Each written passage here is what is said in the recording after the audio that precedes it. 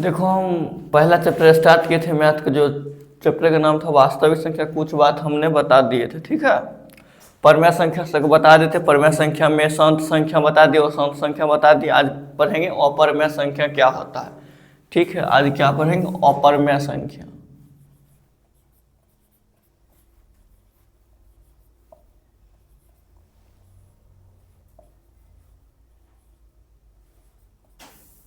कि अपरमेय संख्या क्या होता है। देखो, परमेय संख्या की परिभाषा था जिसे पी बट्टा क्यू के रूप में लिखा जाता है उसे उसको क्या कहेंगे?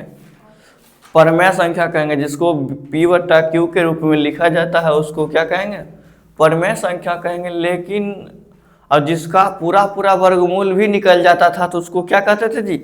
परमेय संख्या कहते थे, ठीक है। परमेय संख्या शांत संत दोनों था, तो हमने उसको बता दिए थे। आज पढ़ेंगे अपरमेय संख्या। अपरमेय संख्या का मतलब हुआ जिसका पी बट्टा क्यू के रूप में नहीं लिखा जाए।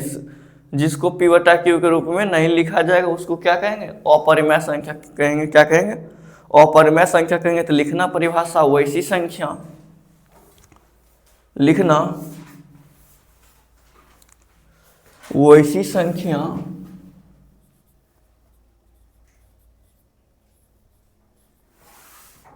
वैसी संख्या जिसे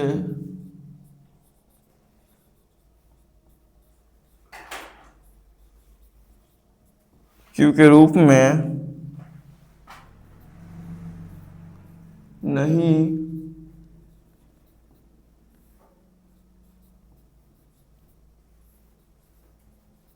लिखा जाता है, पी बटा क्यू के रूप में नहीं लिखा जाता है, उसे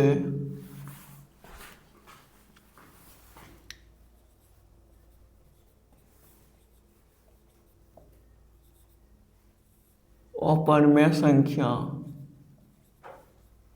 कहते हैं।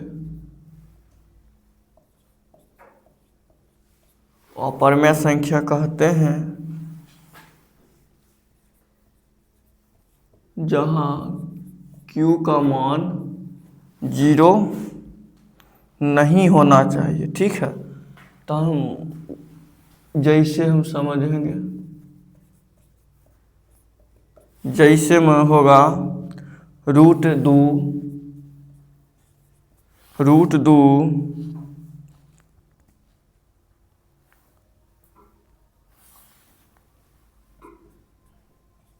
√3 √5 √-7 जो पाई है वो भी परमेय संख्या। लेकिन जो पाई का मान होता है 3.14, ये क्या है? दशमलव मान है। ये क्या है जी? पाई का मान जो है 3.14, ये क्या है? दशमलव मान है। तो ये भी ध्यान रखना कि जो पाई का दशमलव मान है वो क्या होगा? अपरमेय होगा। लेकिन पाई का भिन्न मान 22/7 वो क्या होगा? परमेय होगा। इस चीज को भी ध्यान रखना, ठीक है। 3.14, ठीक है। इस चीज को ध्यान रखना कि जो पाई का दशमलव मान है वो हमेशा क्या होता है? वो अपरमेय संख्या होता है, ठीक है। जैसे बोले वैसी संख्या जिसे पी बटा क्यू के रूप में नहीं लिखा जाता है उसे क्या कहेंगे? अपरमेय संख्या। जहाँ क्यू का मान क्या हो? 0 नहीं हो, ठीक है। अब देखना कुछ बात नोट दो, नोट लिखना, ठीक है। देखो, जिस संख्या का पूरी पूरी वर्गमूल नहीं निकलेगा ना, जिस संख्या का पूरी पूरी वर्गमूल नहीं निकलेगा वह क्या हो जाएगा? अपरमेय हो जाएगा। जिस संख्या का पूरी पूरी वर्गमूल नहीं निकलता है, जिस संख्या का पूरी पूरी वर्गमूल क्या होता है? नहीं निकलता है, उसको क्या कहेंगे? अपरिमेय संख्या कहेंगे। तो लिखना नोट में लिखना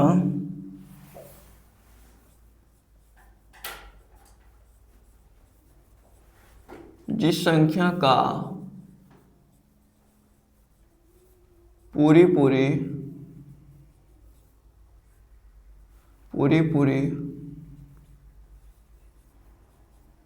वर्गमूल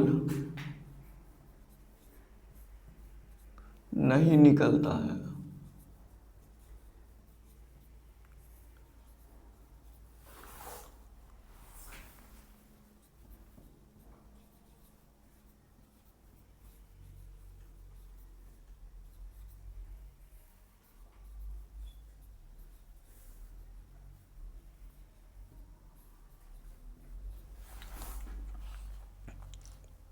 तो यह क्या होगा, अपरिमेय संख्या होगा। ठीक है,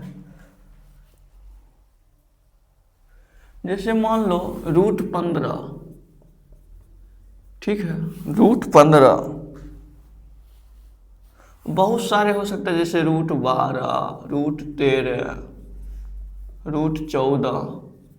देखो अपरिमेय संख्या हम उस दिन भी और परिमेय संख्या के बारे में बताया। देखो माइनस प्लस सभी में हो सकता है। ठीक है, माइनस प्लस सभी में हो सकता है। ठीक है, माइनस प्लस सभी में हो सकता है, जैसे √15, √12, √13, √14। ठीक है,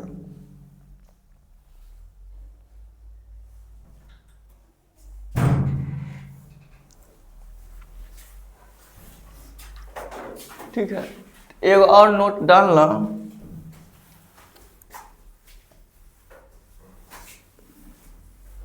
नोट डालना, देखो क्या लिखा है। कहता है एक अशून्य परमेय संख्या, एक अशून्य परमेय संख्या एवं एक अपरमेय संख्याओं का योगफल, योगफल का अंतर गुणनफल का भागफल हमेशा अपरमेय संख्या होता है। ठीक है, पहले हम लिखते तब इसका कथन का हम और समझेंगे ये कहने के लिए क्या चाह रहे हैं। लिखना एक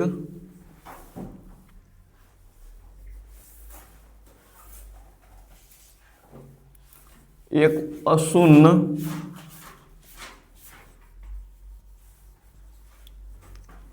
एक शून्य अपरमेय संख्या एवं एक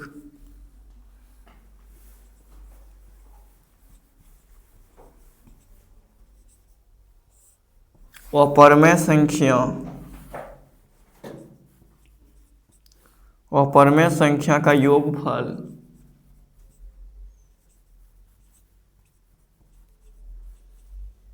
संख्या का योगफल अंतर कोमा गुणनफल, गुणनफल एवं भागफल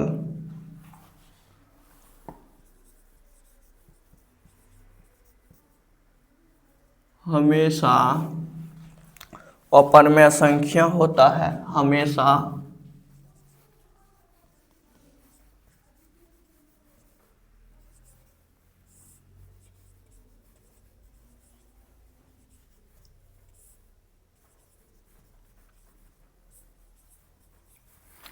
कहने का मतलब हुआ, कहता है एक अशून्य परमेय संख्या एवं एक अपरमेय संख्याओं का योग अंतर गुणनफल एवं भागफल हमेशा क्या होता है, अपरमेय संख्या होता है। क्या होता है, अपरिमेय संख्या होता है। ठीक है, जैसे मान लो हम समझते हैं एग्जाम्पल के माध्यम से। ठीक है, जैसे हम लिखे 4 + √5। ठीक है, अब देखो ये क्या है, अपरमेय है। ठीक है, कहता है अशून्य परमेय संख्या। ठीक है, एक अपरमेय संख्या का योगफल और अंतर या गुणनफल हमेशा क्या होता है। अब देखो यहाँ जोड़ है, फिर भी योगफल मतलब क्या होता है, जोड़ होता है। योगफल मतलब क्या होता है, जोड़ होता है। ठीक है, योगफल मतलब होता है जोड़। ठीक है, देखो ये माइनस प्लस सब में हो सकता है। जैसे हो गया 4 + √5, फिर हो जाएगा 5 - √2। ठीक है, जैसे 10 × √7। ये सब जैसे इसको हम हल करेंगे तो क्या होगा, 10 √7 हो जाएगा। जैसे 8/15। ठीक है, तो सब क्या हो जाएगा, अपरिमेय संख्या होगा। क्या होगा, अपरिमेय संख्या होगा। इस चीज का ध्यान रखना है।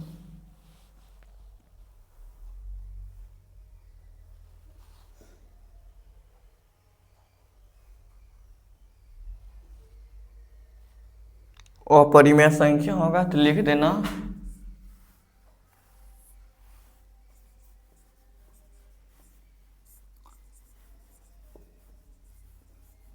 सभी उदाहरण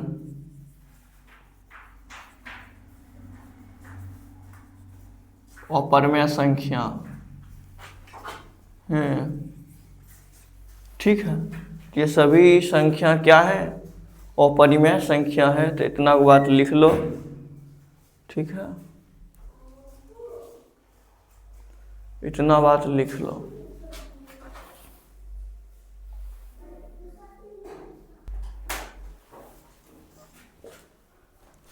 देखो उस भी दिन हम पढ़े थे परिमेय संख्या का दशमलव रूप पढ़े थे ना।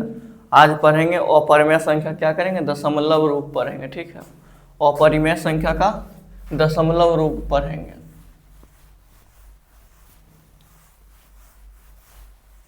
अपरिमेय संख्या का दशमलव रूप पढ़ेंगे।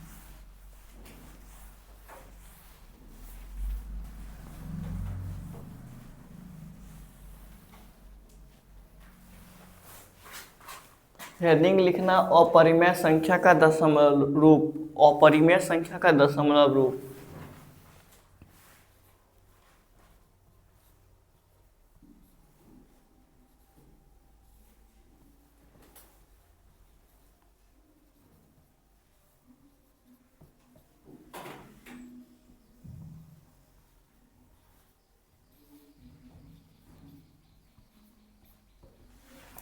अपरिमेय संख्या का दशमलव रूप पढ़ेंगे। देखो इसमें दो हो जाता है, शांत शांत अशांत। ठीक है, अशांत अशांत अनावर्ती पहला क्या होता है?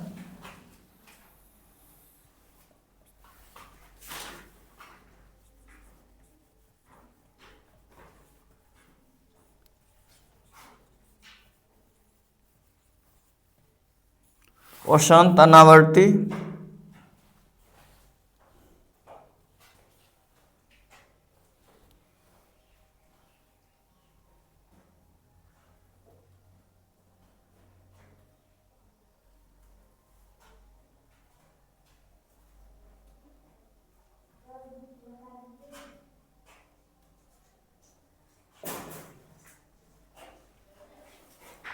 देखो अशांत अनावर्तिक मतलब क्या होता है?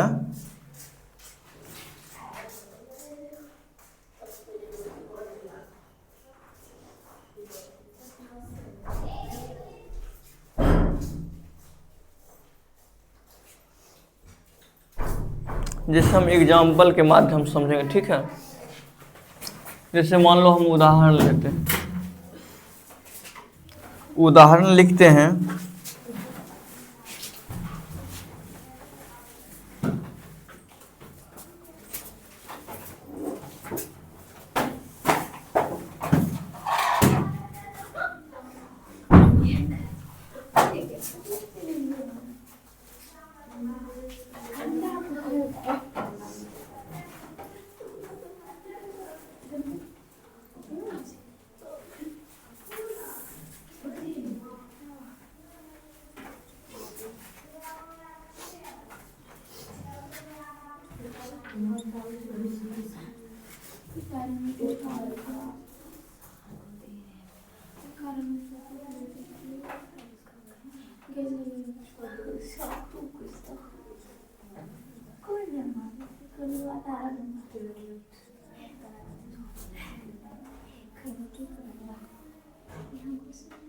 देखो ये हुआ अशांत अनावर्ती। जैसे हम संख्या लिखे हैं 0 1 0 0 0 1 3 0 1 4 0, एक मतलब क्या है? देखो यहाँ एक था तो 1 0 आया, फिर यहाँ एक आया तो 2 0 आया। कहीं न कहीं क्या है? जीरो क्या होता है? बार बार बढ़ते जा रहा है। क्या होता है? जो जीरो है वो बार बार क्या होता है? बढ़ते जा रहा है। उसकी संख्या क्या होता है? बढ़ते जाता है। देखो पहले था 1, तब आया 2 0, तब आया 3 0, फिर आया 4 0, इसके बाद 1 पर क्या आएगा? 5 0 आएगा। एक मतलब क्या है? अशांत अनावर्ती है। क्या है? अशांत अनावर्ती। इसमें भी देखो 2.12 2.13 2. ये सब है पॉइंट। देखो कहीं न कहीं ये क्या पॉइंट के बाद बढ़ते जा रहा है। क्या होता है? पॉइंट के बाद क्या होता है? बढ़ते जा रहा है। संख्या अनंत तक जाएगा तो भी क्या होगा? अशांत अनावर्ती। अब इसमें भी देखो 5.21 5.212 क्या होगा? ये सब क्या है? अशांत अनावर्ती है। ठीक है, इसमें एक बात नोट लिखना, एक बात नोट लिखना।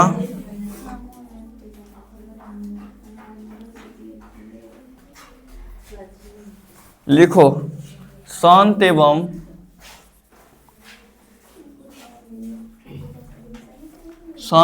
अशांत आवृत्ति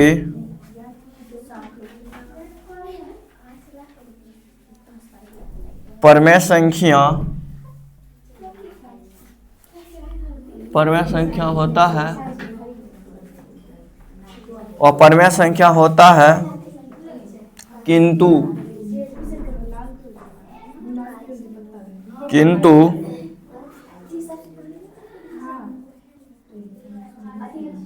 अशांत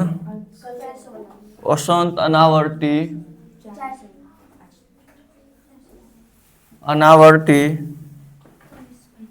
और परमेय संख्या होता है।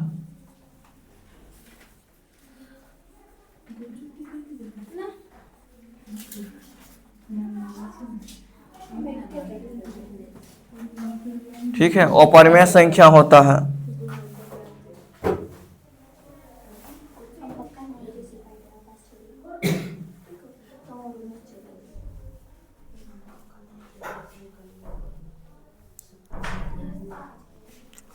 जैसे हम इसका एग्जाम्पल समझते हैं,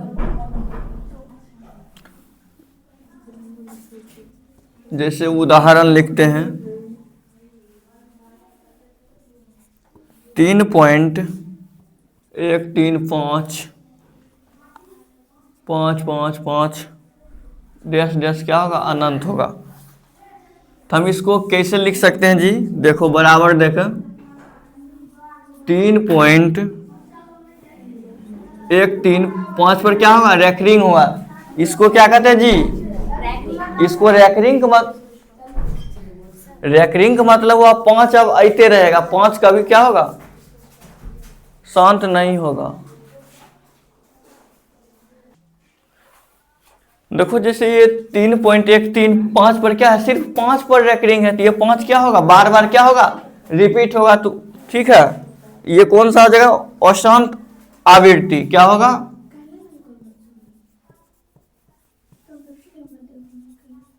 अशांत आवृत्ति।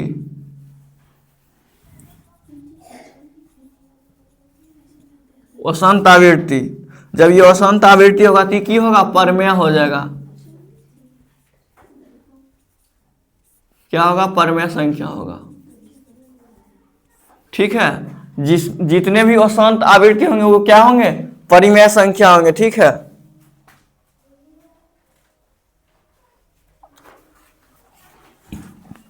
अब जैसे उदाहरण और देखना 4.125 1256 12567, ये क्या है, अनंत। ये चल जाएगा अशांत अनावृत्ति में। ठीक है, अशांत अनावृत्ति।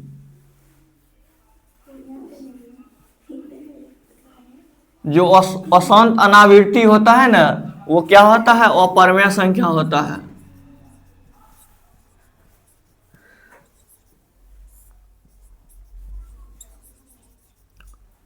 अशांत अनावृत्ति होता है। ठीक है,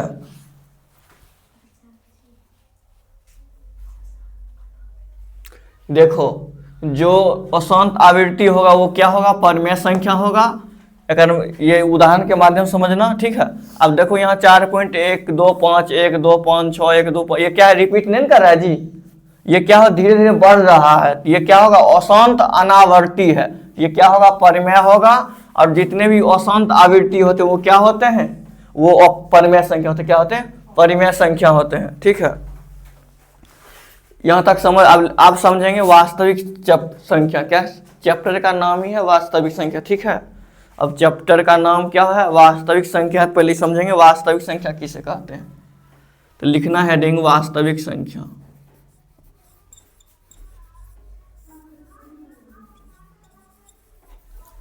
इंग्लिश में कहते हैं रियल नंबर।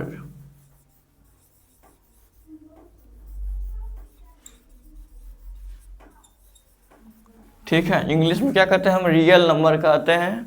अब समझते हैं वास्तविक संख्या क्या है, यह किसे कहते हैं। ठीक है, देखो इसका परिभाषा कहता है परिमेय संख्या एवं अपरिमेय संख्या के समूह को क्या कहेंगे, वास्तविक संख्या कहेंगे। परिमेय संख्या और अपरिमेय संख्या के सम्मिलित रूप को क्या कहेंगे, वास्तविक संख्या कहेंगे। ठीक है, तो परिभाषा लिखना,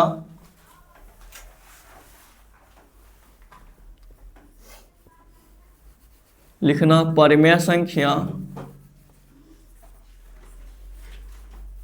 परिमेय संख्या एवं अपरिमेय संख्या के समूह को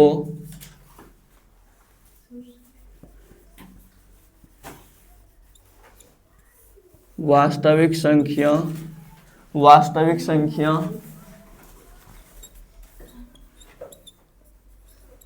कहते हैं। ठीक है, परिमेय संख्या एवं अपरिमेय संख्या के समूह को क्या कहेंगे, वास्तविक संख्या कहेंगे। जैसे एग्जाम्पल में देखो, ये भिन्न के रूप में भी हो सकता है, जैसे 7/3 √5 -7 √6 पाई 22/7 -10/9 -64/36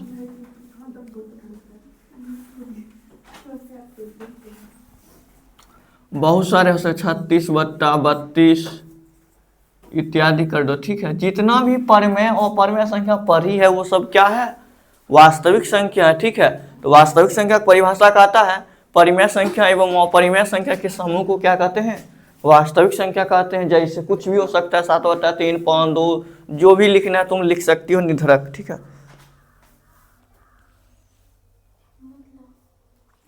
अब एक बात और नोट लिखना, हम पढ़े थे पूर्णांक संख्या जी, उसका परिभाषा क्या कहता था, जिसको संख्या रेखा पर दर्शाया जाता है उसको क्या कहेंगे, पूर्णांक संख्या कहेंगे। लेकिन संख्या रेखा पर वास्तविक संख्या को दर्शाया जाता है, जितने भी वो संख्या दर्शा रहे थे वो कहीं कहीं क्या है, वास्तविक संख्या। तो नोट में लिख देना।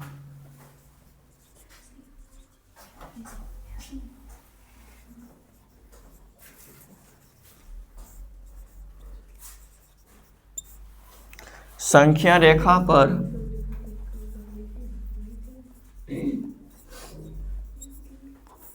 वास्तविक संख्या को दर्शाया जाता है।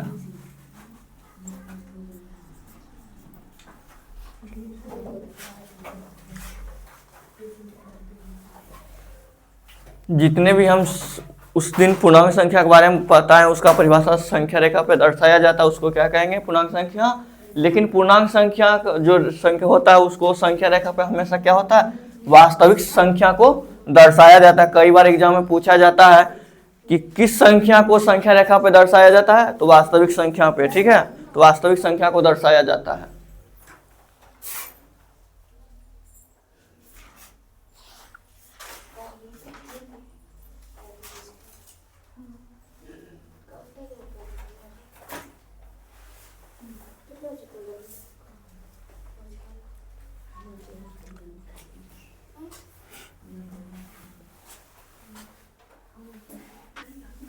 देखो यहाँ तक लिख लिया, आप पढ़ेंगे काल्पनिक संख्या के बारे में। क्या पढ़ेंगे, काल्पनिक संख्या, इंग्लिश में कहते हैं इमेजिनरी नंबर। ठीक है, इमेजिनरी नंबर। ठीक है, तो लिखना हेडिंग काल्पनिक संख्या।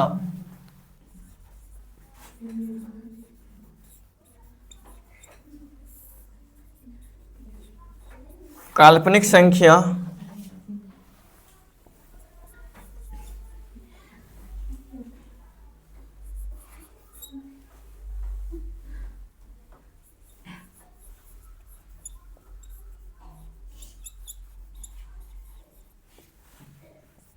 ठीक है,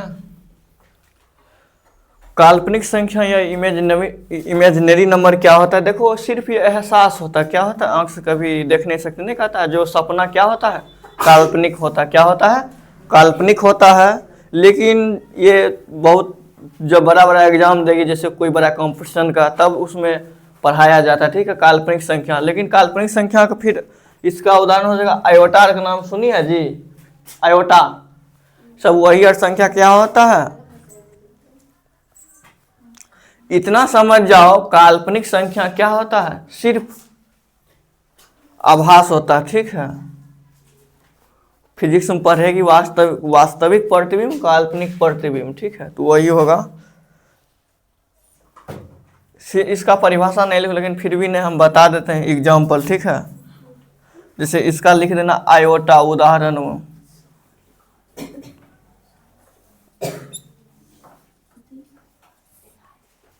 आयोटा। आयोटा का जो रूप होता है 2 इसका जो मान होता है -1 होता है, क्या होता है, -1 होता है, तो ये लिख दो, ठीक है। आयोटा ये पहले से प्रूफ है, ठीक है।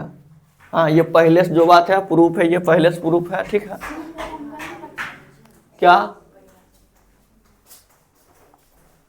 लिखो, वैसी संख्या, इसका परिभाषा लिखो, वैसी संख्या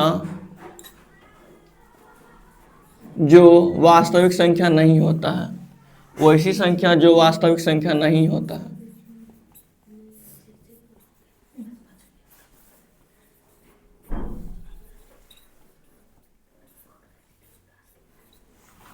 वैसी संख्या जो वास्तविक संख्या नहीं होगा तो की होगा जी, काल्पनिक संख्या होगा। तो परिभाषा लिख लो,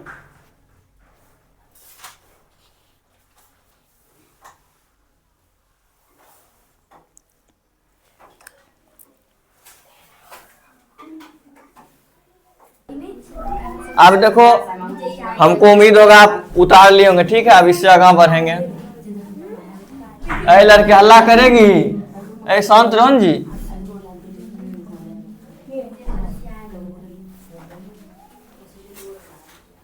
अब पढ़ेंगे परिपूर्ण संख्या क्या होता है, परिपूर्ण संख्या।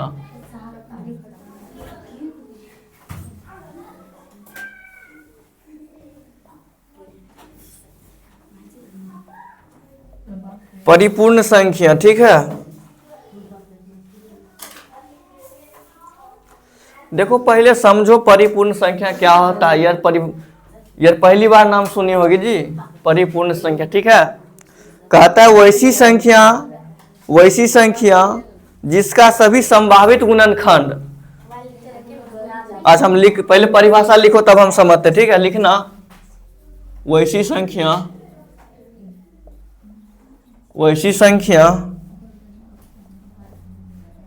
सभी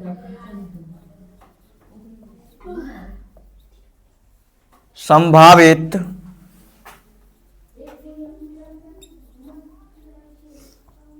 गुणनखंडों का योगफल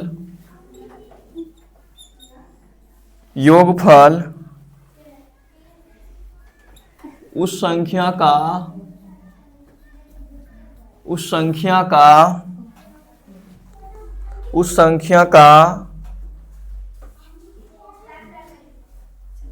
संख्या का दुगुना होता है।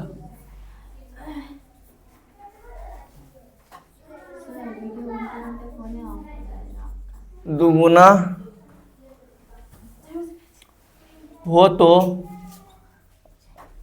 हो तो वह परिपूर्ण संख्या कहलाता है। परिपूर्ण संख्या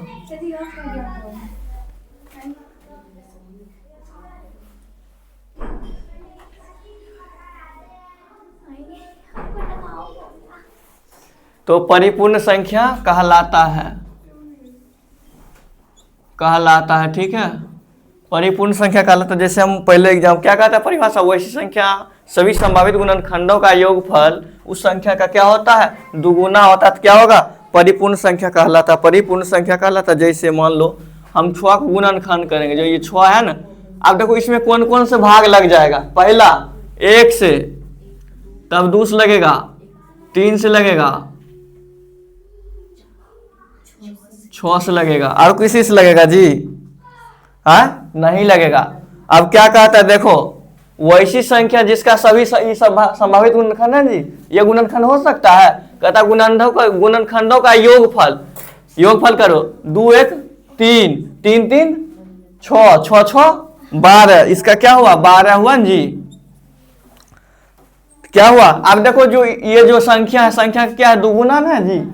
यही संख्या क्या कहलाएगा परिपूर्ण संख्या। जो परिभाषा है उसको ये सैटिस्फाई कर रहा है जी।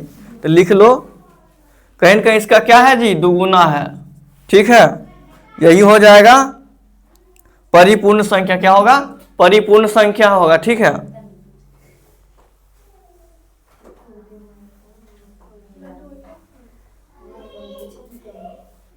यही हो गया परिपूर्ण संख्या। यही हो गया, क्या हुआ, परिपूर्ण संख्या होगा। तो नोट में बात लिख दो। ठीक है, नोट में लिखना 1 से 100 तक, 1 से 100 तक में, 1 से 100 तक में, 1 से 100 तक में एवं 6 तक में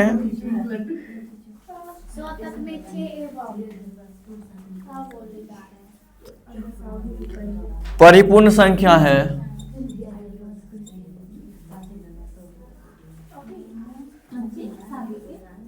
परिपूर्ण संख्या है। ठीक है, ऐ लड़की एक बार समझ जाओ परिभाषा है ना, सुनो।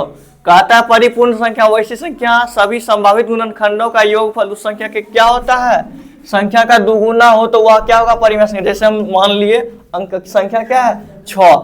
अब देखो गुणनखंड 1 से भी भाग लगेगा, 2 से भी भाग लगेगा, 3 से भी भाग लगेगा, 6 से भी भाग लगेगा। जैसे इसको योग करो, 1 + 2 कितना, 3 3 + 6 6 हुआ, 6 6 12। ये 12 कहीं कहीं इसका क्या है जी, दुगुना है ना। यही तो परिभाषा कहता है जी। तो वही हो गया। ठीक है, ये इसी को क्या कहते हैं, परिपूर्ण संख्या। इसको क्या कहते हैं, परिपूर्ण संख्या। अब एक है पूर्ण वर्ग संख्या लिखना, पूर्ण वर्ग संख्या, पूर्ण वर्ग संख्या। ये लास्ट पॉइंट है, लिखो पूर्ण वर्ग संख्या क्या होता है वो लिखना जी। देखो पूर्ण वर्ग संख्या होता है वैसी संख्या जिसका पूरा पूरा क्या निकले, वर्ग निकले। वैसी संख्या जिसका पूरा पूरा क्या निकले, वर्ग। लिखने परिभाषा लिखना, वैसी संख्या जिसका पूरा पूरा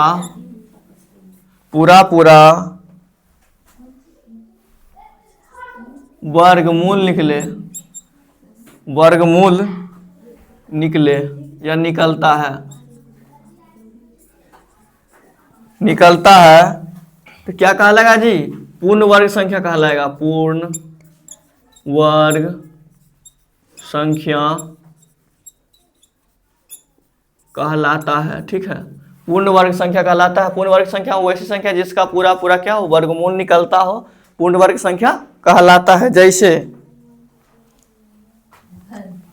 1, जैसे होगा 1 4 9 16 25 36 49 64 81 100 121 अनंत तक जाएगा। ठीक है, समझी परिभाषा का मतलब। कहता है वैसी संख्या जिसका पूरा पूरा क्या निकले, वर्गमूल निकले। 1 का 1 निकलता है, 4 का कितना 2 आता है जी, 9 का कितना आता है 3 आता है। आज हम यहीं तक क्लास को रोकेंगे। ठीक है।